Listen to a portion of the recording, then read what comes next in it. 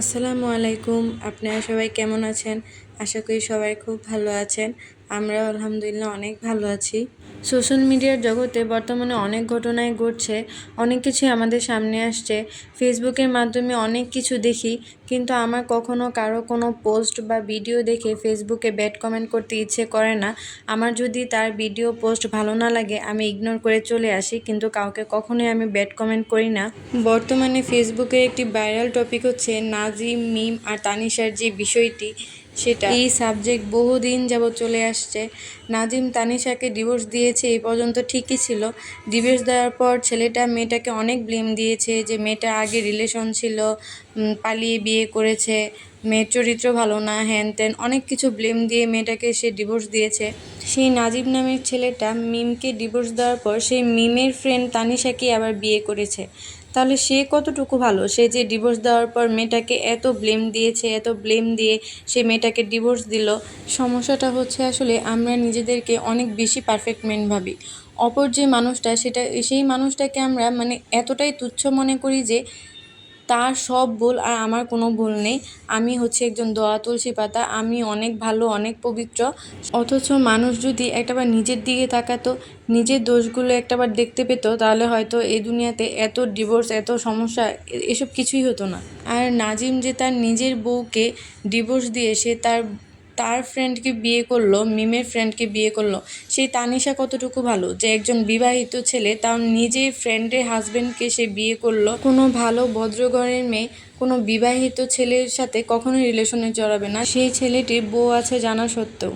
আমি এই পৃথিবীতে এই মানুষগুলোকেই সব থেকে বেশি ঘৃণা করি, যারা ঘরে বউ রেখে বা হাজবেন্ড রেখে, সে বিবাহিত, তারপরও যখন সে পরকীয়া করে বা অন্যের দিকে নজর দেয়। আর মানুষের লাইফে পাস্ট থাকতেই পারে, কিন্তু তোমার বিয়ে হয়ে গিয়েছে তুমি তোমার হাজবেন্ডের কাছে, তুমি তোমার ওয়াইফের কাছে দলিলকৃতভাবে তার হয়ে গিয়েছো। এখন তুমি তাকে ঘরে রেখে অন্য কারোর সাথে ফষ্টিনষ্টি করবা, এটা তো আসলে উচিত না। তারা অপকর্ম করার জন্য যেই নজরটুকু বা যেই সময়টুকু বাহিরে দেয়, সেই সময়টুকু যদি তার ঘরের মানুষকে দিত, তাহলে হয়তো এত বিচ্ছেদ কখনোই হতো না, সেই সংসারটাও হয়তো সুখে ভরে যেত।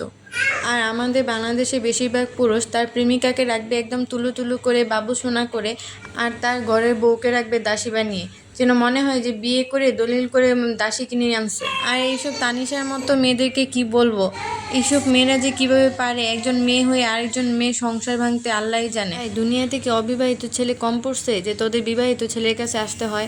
যাই হোক, এগুলো কেউ ব্যক্তিগতভাবে নেবেন না। আমি জাস্ট ওদের পোস্ট দেখতে দেখতে, ওদের কাহিনী দেখতে দেখতে অতিষ্ঠ হয়ে মনের কথাগুলো জাস্ট বললাম। ভদ্রতা খাতিরে ওদেরকে কোনো ব্যাড কমেন্টও করতে পারি না। যাই হোক, জিসান বাবুর সাথে একটু দুষ্টামি করে আমি এখানে চলে এসেছি রান্না করতে। আমি আজকে চিচিঙ্গা ভাজি, মিষ্টি লাউ, ডাল রান্না করেছিলাম, আর জিসান বাবুর জন্য এখানে খিচুড়ি রান্না করেছিলাম। জিসানবাবু সকালে সুজি খায়নি, তাই আমি তাকে একটু এগ স্যুপ করে দিয়েছিলাম যেন সে খায়। একমাত্র এই খাবারটাই সে একটু মজা করে খায়, আর কোনো খাবারই সে খেতে চায় না। আর এখানে ডাল বসিয়ে দিয়েছিলাম। আমি এখানে মুসুরির ডাল রান্না করছিলাম। আমাদের প্রতিদিনই ডাল লাগে, একদিন ডাল না হলেও চলে না। জিসানবাবুর বাবাও প্রতিদিন বাসায় থাকে না, তাই আর এত কিছু রান্না করা হয় না। নিজের জন্য আসলে এত কিছু রান্না করতে ইচ্ছে করে না। কি করছো? তুমি ঘুমাতে যাচ্ছ? সবাইকে গুড নাইট বলে দাও। বলে গুড নাইট, টাটা, টাটা বলো, বলো। তুমি কি ঘুমো করতে যাচ্ছ? আচ্ছা, টাটা দিদি, টাটা, গুড নাইট। আজকের ভিডিওটি এখানেই শেষ করছি। আপনারা সবাই ভালো থাকবেন, সুস্থ থাকবেন। আল্লাহ হাফেজ।